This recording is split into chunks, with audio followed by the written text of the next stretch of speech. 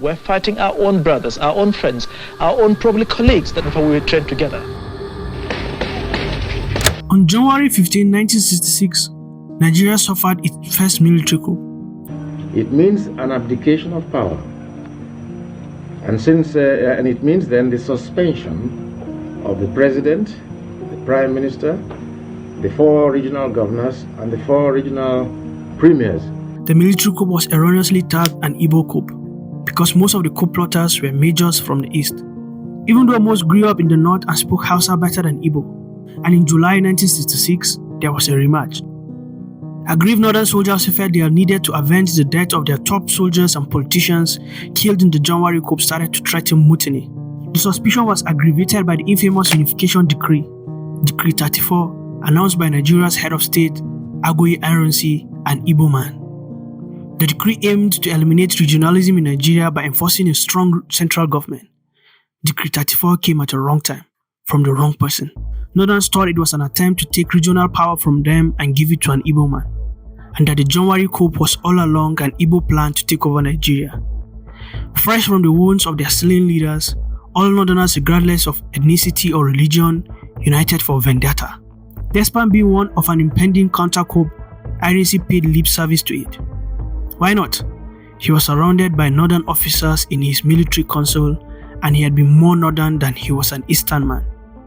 Ironsi showed loyalty to Tafawa Balewa and Ahmadu Bello to the detriment of Nnamdi Azikiwe while they were alive, and continued to display loyalty to the north. But it was not enough. To the angry northern soldiers, a baby crocodile was still a crocodile, and as long as it was from the east, they were not safe. Northern Nigerian lieutenants like Abacha, Sheleng, Dambo, Wali, Jega were on the neck of the most senior northern officer, Lieutenant Colonel Gowon, that unless the top officers took action to revenge their slain politicians and soldiers, they would. When Gowon took no step towards avenging them, the soldiers turned to Inspector of Signals, Lieutenant Colonel Murtala Muhammed, who became the de facto leader of the revenge action. He was aided by Majors Martin Adamu and Theophilus Danjuma. It is from here that the first Kano emperor entered the stage.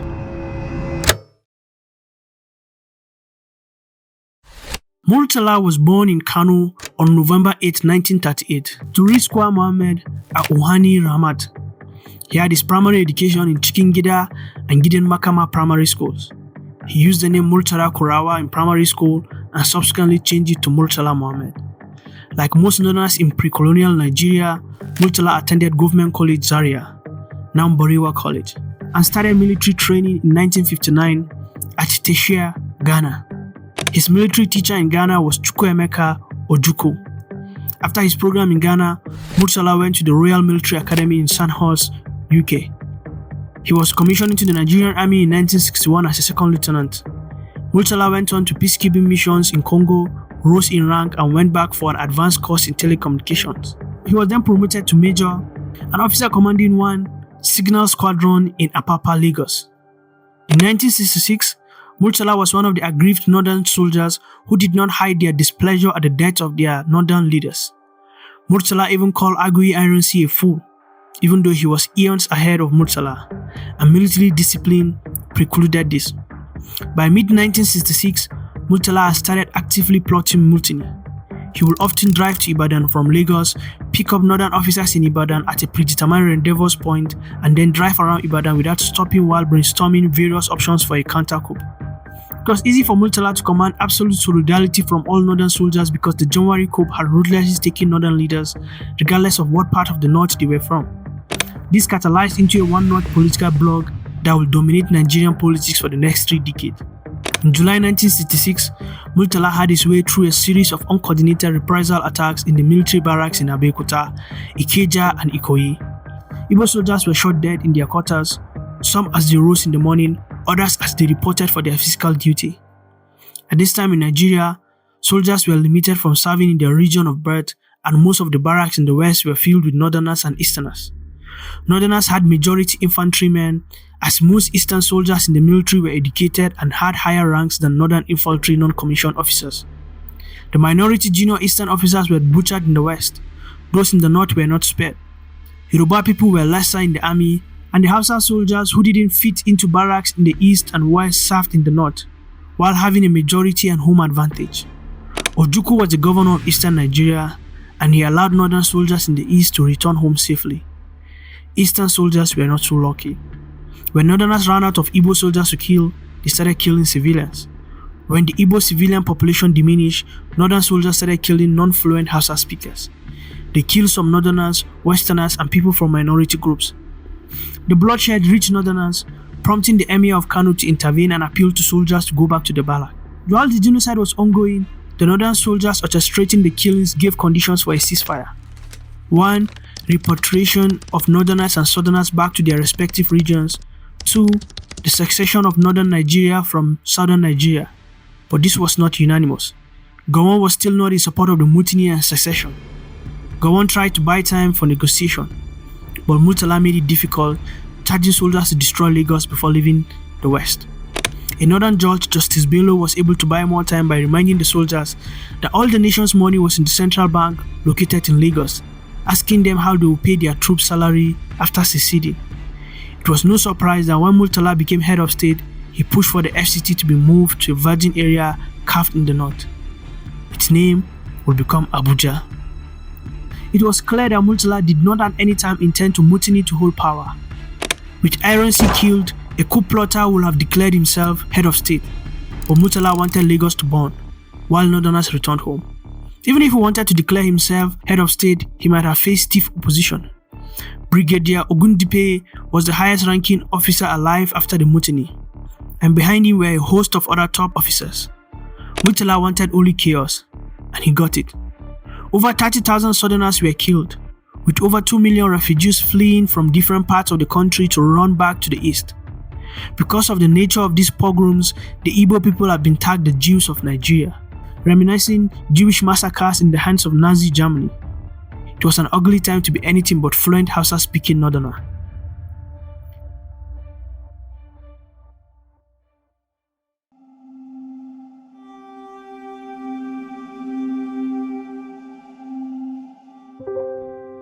There was a fierce power struggle from July 29 to August 1, 1966 in Nigeria. The Igbo head of state had been killed. The northerners had had their pound of flesh. Not all northerners wanted to secede, fearing that the South would have an economic power, which could mean ruin for them. But the mutineers did not want to leave power for anyone other than a northerner. They feared they would be tried and punished for their mutinous act. Ogundipe, who could have become the head of state, refused power as it would lead to another coup almost as soon as he restarted government. At this point, to the northern mutineers, any area south of the Niger was the South, and the South would punish them if given power. Eventually, they agreed that the highest ranking northern officer, Lieutenant General Yakubu Gowon, should become the head of state. At 32, the bachelor Gowon became the youngest head of state in Africa. This changed the superiority chain in the military, as Gowon was not the highest ranking soldier, nor was he even the highest in his rank, with several other soldiers like Ojukwu commissioned before him. From that day, the person who was able to take over power with brute force owned the highest rank in the military. To protect Murtala, Abacha and other mutineers, Nigeria embraced might means right, and none of the mutineers was ever charged for their roles in the mutiny of July 1966 that killed scores of southerners. This will soon prove to become an Achilles heel for Gowon.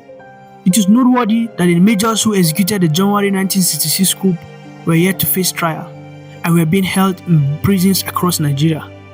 Murtala and co wanted them summarily executed. Gowon wanted justice. Despite Gowon becoming head of state, Murtala's bloodletting was insatiable. Murtala refused a direct order from the Supreme Military Council on different occasions and would occasionally walk into SMC meetings uninvited. Gowon was afraid of Murtala and tried to avoid him. With Gowon as head of state, the northern soldiers conducted themselves as overlords. Murtala wanted Ojukwu and the East to grovel, but Gowon wanted a peaceful resolution of the conflict. Gowon was head of state on one part, Murtala was an unhinged leader on the other part. As Gowon struggled to stabilize himself in power, random murders of Eastern region soldiers continued to occur. On August 12, several non-commissioned officers from the Eastern region were rounded up and killed by northern soldiers in Apapa, Lagos. Several summary convictions happened across the nation. Ojukwu could have at this point declared war on Nigeria, but he was in a tight position. Most of the senior northern officers had trained, schooled, and were close friends with him. The Emir of Kano was in June named the Chancellor of the University of Nigeria Nsukka in the east because of his relationship with Ojukwu.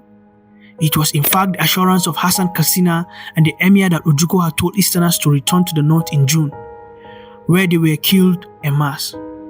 Ojukwu, feeling part guilty and part angry, told all Easterners to return home till there was headway. Over 2 million Easterners did. Gowon wanted to negotiate with Ojukwu, and after several attempts, Ojukwu agreed to meet on a neutral ground. They met in Aburi, Ghana. In Aburi, Ojukwu, an enchanting orator, was able to convince Nigeria to accept his propositions. Ojukwu did not agree with Gowon's elevation above all other soldiers to become head of state and said this will cause problems in the future. It did. At Aburi, Ojukwu propositioned that Nigeria runs a weaker central system and return to the regional system of government eliminated by Iron Sea. Gowon and other Nigerian army officers were swayed by Ojukwu until they returned to Lagos, when some civil servant explained to Gowon that consenting to the Aburi Accord meant he will have lesser power, as powers would be returned to the regions. Pressured by the fear of losing the oil-producing Niger Delta to Ojukwu's region, Gowon reneged on his promise. The Aburi Accord was futile.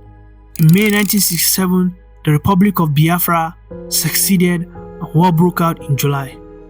This war would become Africa's bloodiest civil war. Fighting a war, knowing the difficulties, the odds against us, there is an element of fatalism. People feeling, well, if the world chooses to abandon us, then perhaps it is better we all perish. They don't ever consider a Biafra not free. They believe in either Biafra free or no Biafra at all. That means none of us living to see it. Biafrans made the first violent move when they attempted to take over Nigeria's then Midwest region. This move backfired against Biafran, and Midwestern and Western sympathy for Biafra dissipated after the attack. Murtala was not satisfied by Nigeria's slow response.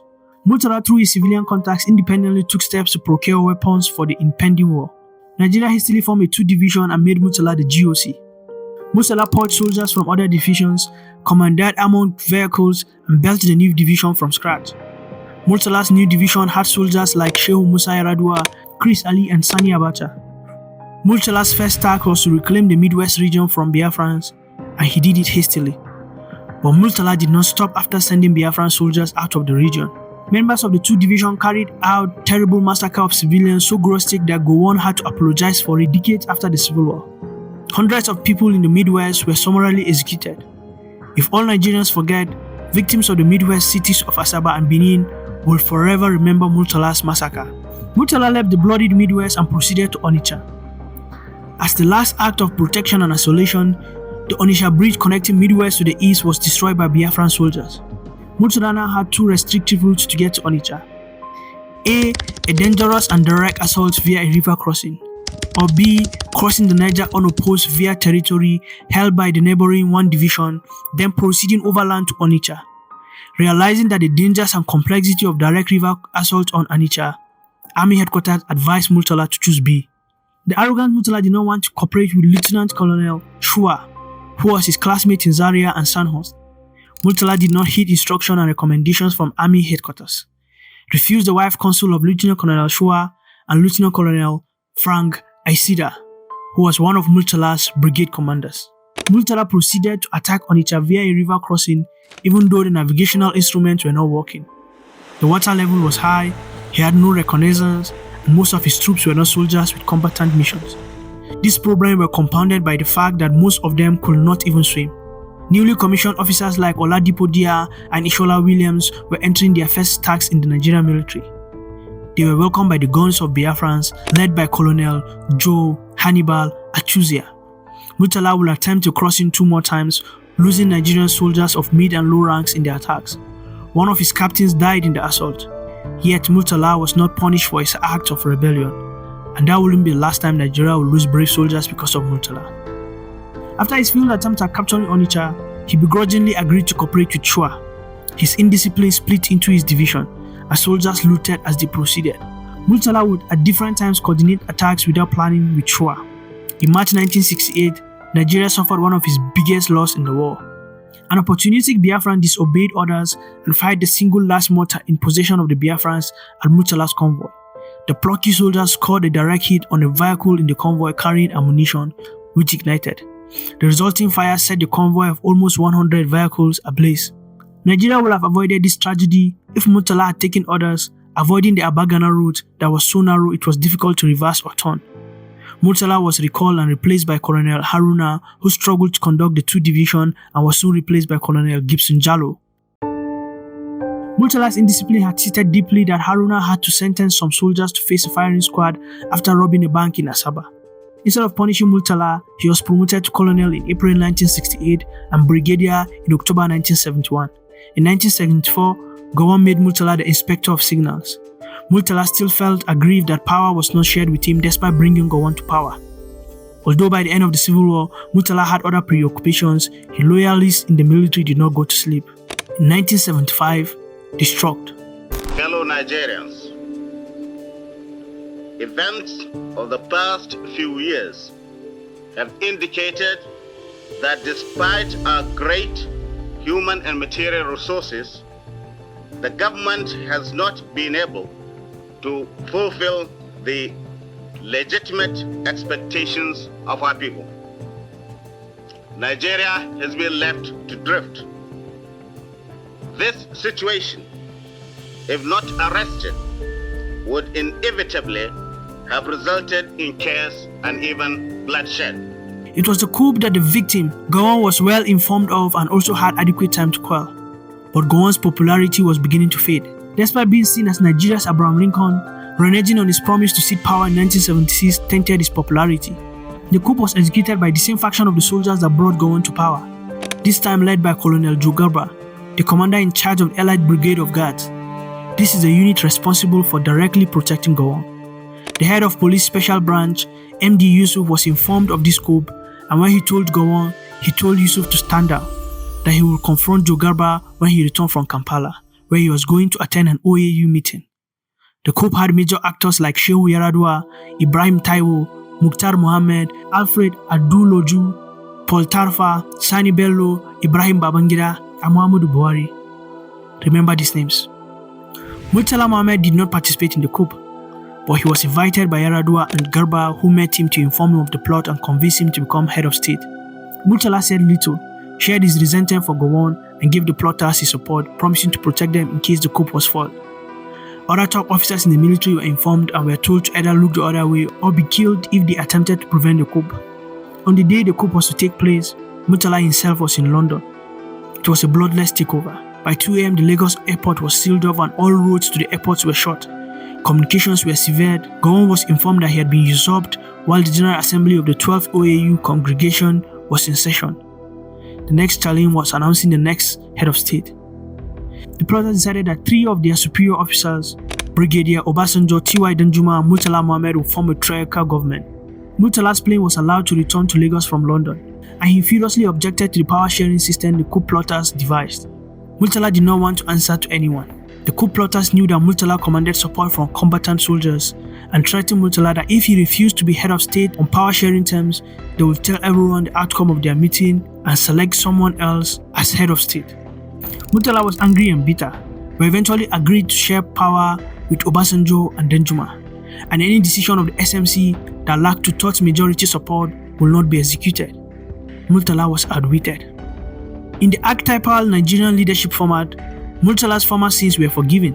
Murtala immediately restructured the SMC, retiring superior officers and promoting coup profiteers. Murtala opposed the appointment of MD Yusuf as IGP because Yusuf had informed Gowon about the coup that brought Murtala to power, but it wasn't a solo government.